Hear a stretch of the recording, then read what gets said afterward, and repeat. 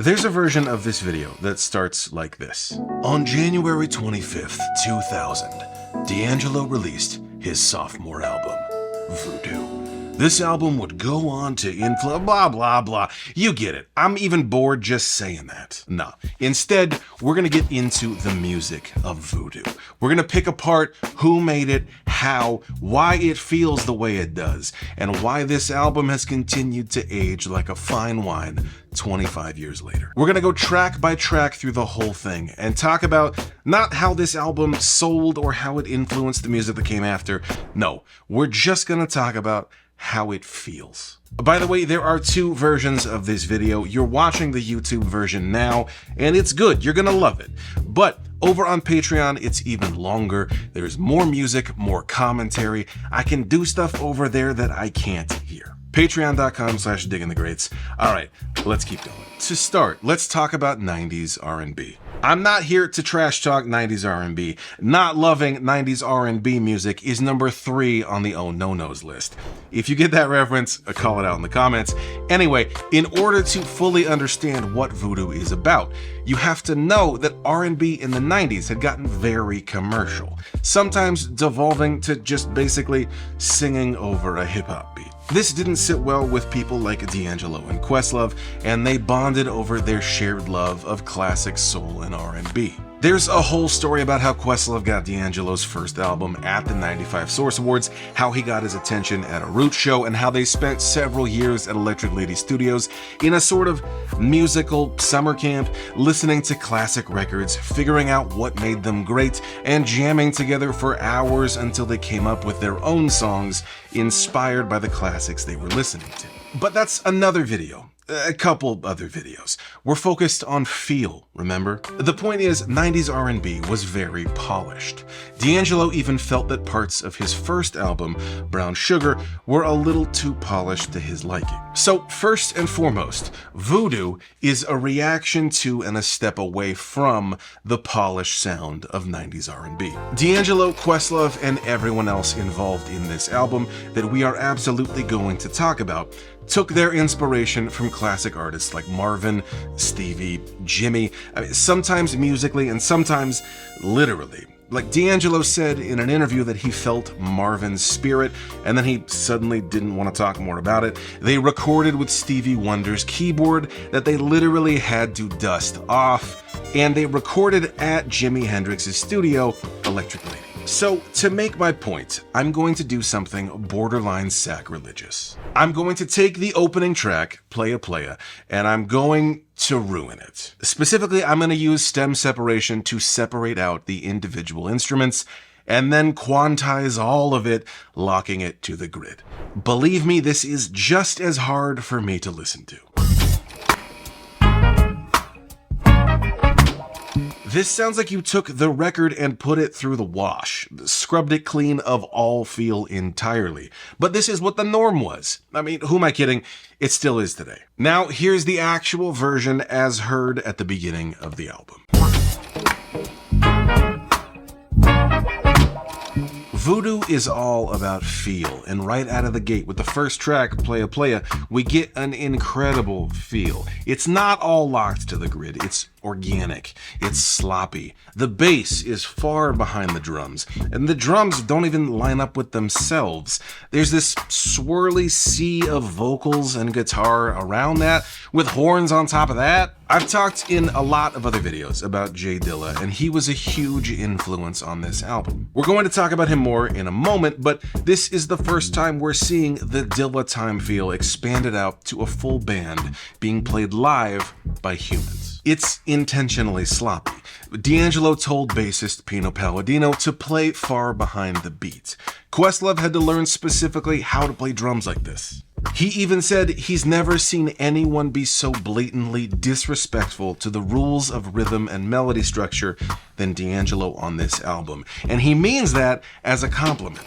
This is one of those things that's difficult to talk about because there's not really a way to explain it. It's not locked together, but it is. It's not being played poorly, These are incredible musicians. They're just widening where the beat can be felt, like widening the pocket where the groove sits. Here's another way to think about it. The groove is loose, but everything is still tied together. It's like one of these toys. You know what I'm talking about? Like this giraffe, right? Stick with me. It's gonna make sense. If I move him around, he's real rigid, right? All of his individual pieces are super locked together. But what happens if I push down from the bottom? He collapses entirely. But what if I push just a little bit and start to move him around? All of a sudden, he's a lot looser, but he's not completely falling over. You know what I'm saying? Oh, hey, buddy. Hey, easy there, dude. Easy. All right. This is a quantized groove. This is amateurs. And this right here, oh yeah, that's D'Angelo. You know what I'm saying? Our giraffe friend is chillin'. By this point in the 90s, even if music wasn't all quantized, recording to click was standard, and to play together, you wanted to all feel the beat the exact same. The original way of making a record was without click. You just had to have good time and feel as a group. But on this album, D'Angelo is asking, what if we took that idea even further? How far can we go? How would that feel? On the next song, Devil's Pie, D'Angelo's vocals remain far behind the beat, and it feels incredible, and that's also because it was produced by one of the greatest hip-hop producers of all time, DJ Premier. I've recreated the main part of Devil's Pie. Let's dive straight into it. So for reference, this yellow track on top here, this is Devil's Pie. And there are a couple elements at play here. So for bass, that's this track with the red, just this beginning part of this Teddy Pendergrass sample.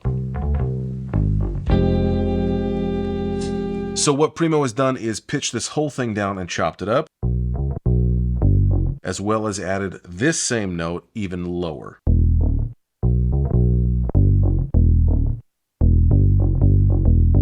And then for our next sample, pay attention to this orange track right here.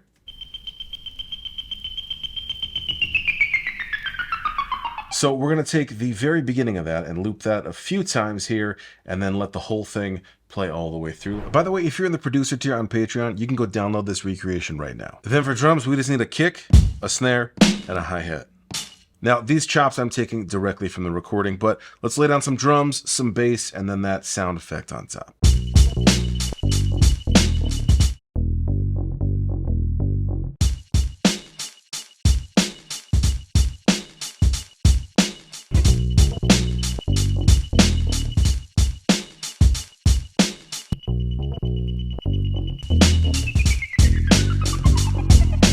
Do me a favor, if you're enjoying this video, hit the like button down there.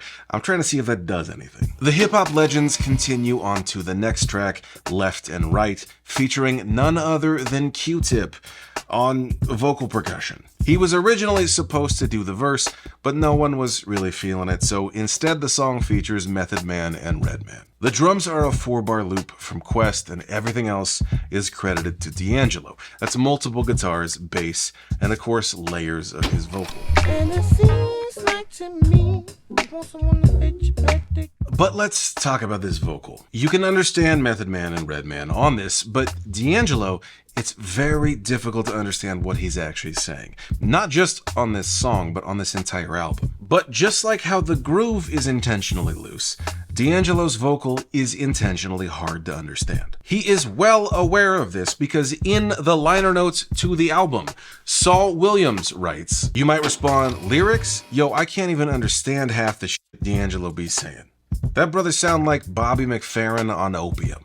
And I'd say, you're right, neither can I, but I'm drawn to figure out what it is he's saying. His vocal collaging intrigues me. First of all, Bobby McFerrin on opium?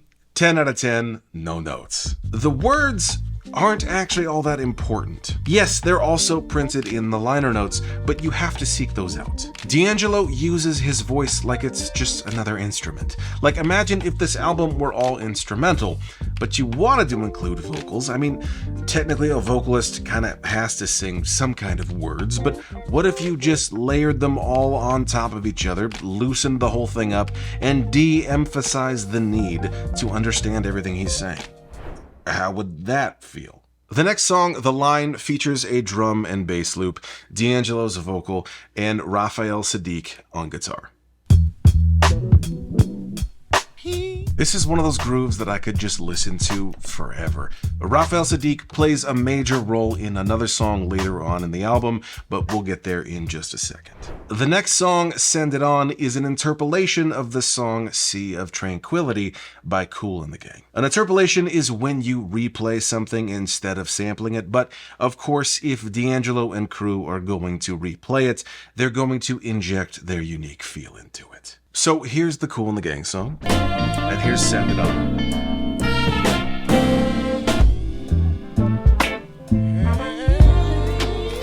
Now is a good time to talk about one of the other players on this album. Of course, Questlove is a huge part of the album, and if you know me, you know I love Questlove. But I want to talk about the bass player.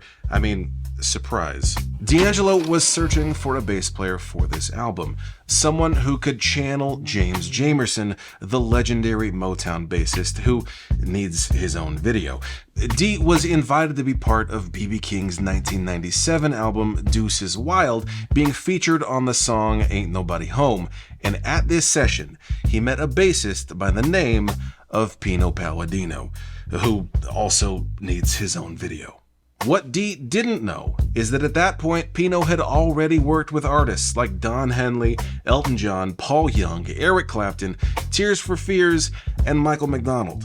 He just heard him play, heard Pino reacting to his vocal, he heard the Jamerson influence, and he knew he'd found his bass player. Since we're here on Send It On, let me play you one of my favorite moments from this album. Pino's playing on this song is absolutely incredible, but right at the end, he plays a fill that's just so good.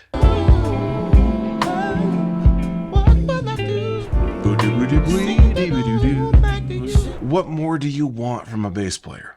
The next song is Chicken Grease, and here's the thing. One of my first videos on YouTube was breaking down this song, specifically looking at the various musical influences in Chicken Grease. You can go watch that after this if you want, but I just want to play you one clip from it, my favorite part. In that video, I talk about Marvin Gaye's influence and Prince. That's where the name of the song comes from. It's a kind of chord that Prince would tell his guitarist to play, like a chicken grease chord. But then there's another element in there, the way that all the parts interact with each other. It's a concept called counterpoint. This musical device has been around for a very long time, and in that video, I look at an example in a Beethoven symphony. We see the parts intertwined with each other, and then when we look at D'Angelo's Chicken Grease, we see the same thing.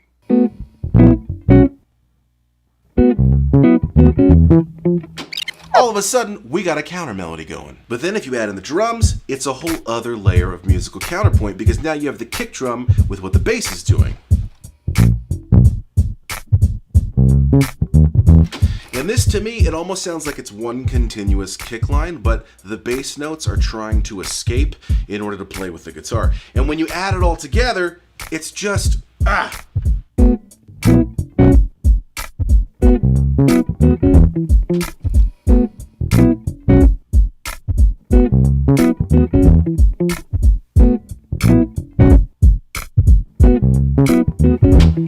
The next song, One Mo' Gin, we have to talk about the credits here. The album credits say, produced by D'Angelo, all vocals performed by D'Angelo, vocal and music arrangements by D'Angelo, bass, Pino Palladino, all other instruments, D'Angelo.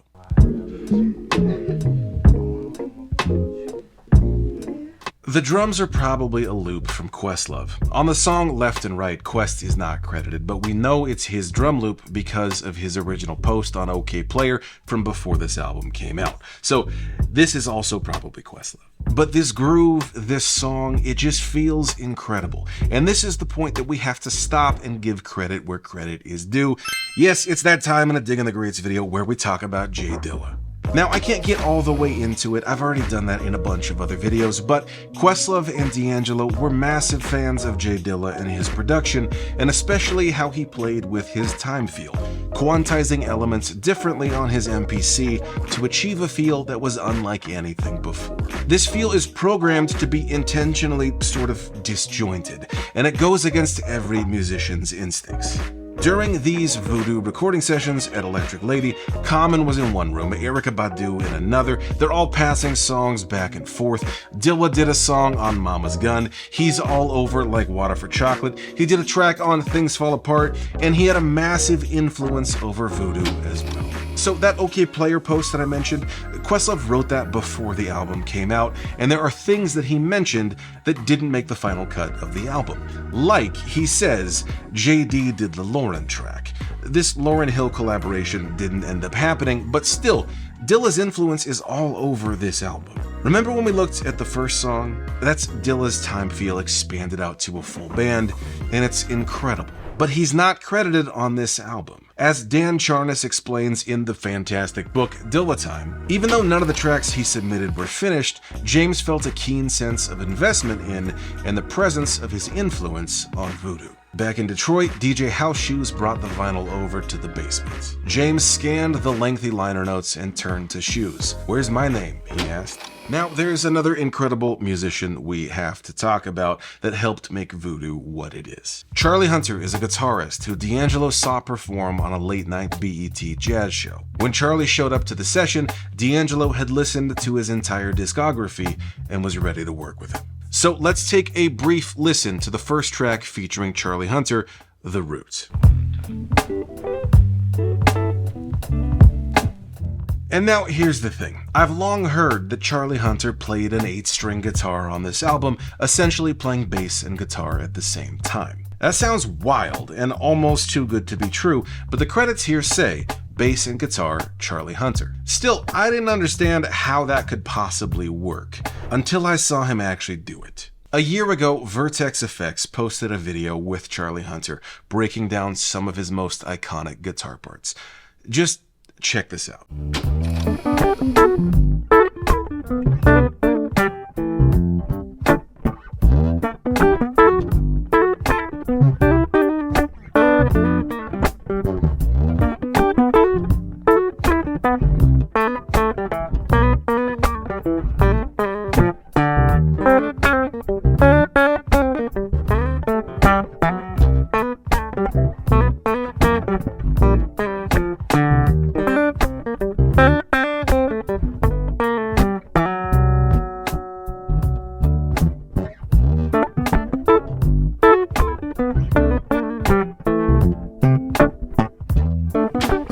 By the way, huge thank you to Mason from Vertex Effects for sending me this video to include. Please go check out this full Charlie Hunter interview after this. It's absolutely incredible. As you can see in this video, Charlie is playing a 6-string guitar, not an 8-string like he used on Voodoo, and he's tuned it differently in order to achieve this. And now, as amazing as that is to see him do live, let's jump to the next song on Voodoo, which also features Charlie, Spanish Joint.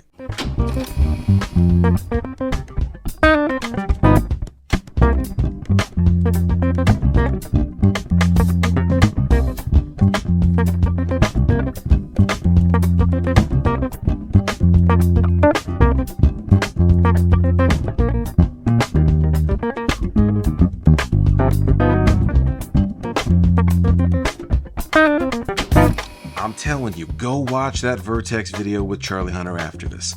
It'll blow your mind. Did you notice, though, how there was a moment where the drums did a fill that Charlie didn't catch? He goes on to explain in the interview that there wasn't a set form for anything. They were all in a room together tracking this live, and they just looked at each other to go on to the next section. On the next song, Feel Like Making Love, Pino is back on bass, Quest on drums, Roy Hargrove on horns, and everything else is D'Angelo. The guitar you hear, the keys, the vocals, that's all D'Angelo. This song was originally recorded by Roberta Flack, and I love her version too.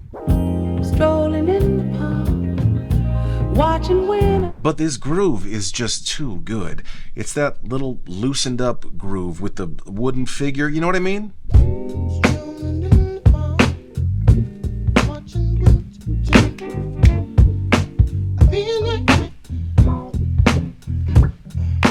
Russell Elevado was the engineer on Voodoo and mixed this album with D'Angelo, and he has said that not only was this album recorded to tape, but he estimates that 85% of it was recorded live in the room. So again, think about when this album is coming out and the way that music is made.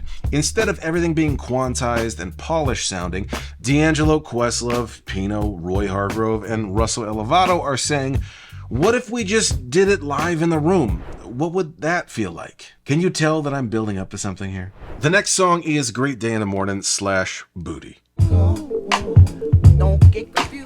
Another incredible groove and another song featuring Charlie Hunter on guitar and bass, which blows my mind because I always thought that this incredible bass moment was Pino. Right here. Throughout this album, we see D'Angelo pushing back on the idea of how things are supposed to be. What if we loosened up the entire band and widened the pocket? What would that feel like? What if we sort of de-emphasized the lyrics? How would that feel? What if we didn't have an agreed upon form for how the song goes and we just went with each other? How would that feel? Well, let's talk about the next song, the song that's perhaps best known from this album. Even this song goes against convention. It's the best known song from the album, and it's called Untitled. I would argue that this song is the crux of the album. D'Angelo has rejected every single musical norm of not only the 90s, but almost music in general. The rules of how it's supposed to work are all out the window. The only thing D'Angelo cares about is asking, how does it feel though? There are several co-writers on songs on this album, like Charlie Hunter, Roy Hargrove, who's also providing the horns, Angie Stone, but this song was co-written by D'Angelo and Raphael Saadiq, who also plays bass and guitar on this song. Raphael Saadiq had worked with D'Angelo before and was in New York and knew he was that Electric Lady. He was wandering around looking for, well, you'll see what in a second, but he wandered into Electric Lady and asked D'Angelo. As he explained, I asked him, you got a joint? Hell yeah, I got a joint. He's like, can we do a song? I'm like, yeah, whatever, yeah. We walk in and we do Untitled in maybe like 2 hours. The tape runs out. We were gonna add more tape and make an ending, and I was like, nah, don't do that. Just leave it like that. I have always wondered why this song ends the way it does, and now I know. The album closes out with a gorgeous song about finding home, history, God, Africa, and the world. Questlove interpolates the drum groove from I Wonder You by Prince, who was another huge influence on this album. C. Edward Alford is on guitar. Parts of it are played backwards. D'Angelo's vocals, like the rest of this album, are just incredible. It's a perfect album closer. All right, I'm gonna get woo-woo for a second. Words are a great way to communicate, right? Like we agree that when I say the word record, it means one of these, right? Or when I say the word bass, it means one of these. This is a good system, but when you have labels and words for everything, those come with certain expectations. Like a bass should have 4 or 5 strings, not 6, I will die on that hill. It should be tuned this way. That's what a bass is, right? A record, it should be 12 inches wide, it should play at 33 RPM or 7 inches, 45, you get it. My point is, with words and labels come expectations, and sometimes those expectations can get in the way of experiencing the reality of what that thing is. But have you ever sat with a baby? No, stay with me, it's gonna be worth it. I have a baby, so I think about this stuff. Babies don't have words for things. They don't have those same expectations. They only experience what is happening right now in its purest form, the way we all started out. With music, a lot of times we can get caught up in the way things are supposed to work. Like you gotta have radio-ready songs, a clear singable hook, everything locked together. But this album gets rid of all of those conventions. Most of these songs are 6 or 7 minutes long. The grooves are sloppy. You can't even understand most of what D'Angelo is even saying. This is D'Angelo taking music back to its purest form, without any labels or expectations. There's a quote I love from Leo Tolstoy. Crazy pivot on this ending, I know, but the quote is this: "Art is not handicraft. It is the transmission of feeling the artist has experienced." Voodoo is exactly that, the transmission of feeling. Not words, not a clear thesis, and not just another collection of polished sounding songs. Just feeling. And how does it feel? I mean, the answer is we're still talking about this album 25 years later. That's the real magic of Voodoo. If you liked this video, do me a favor and hit that like button. If you're not subscribed, hit that button too. If you want to keep going down this rabbit hole, I'm going to link to my video about the Soulquarians, the scene built around Electric Lady at this time, Common, The Roots, Erykah Badu, just incredible music. See you in the next video.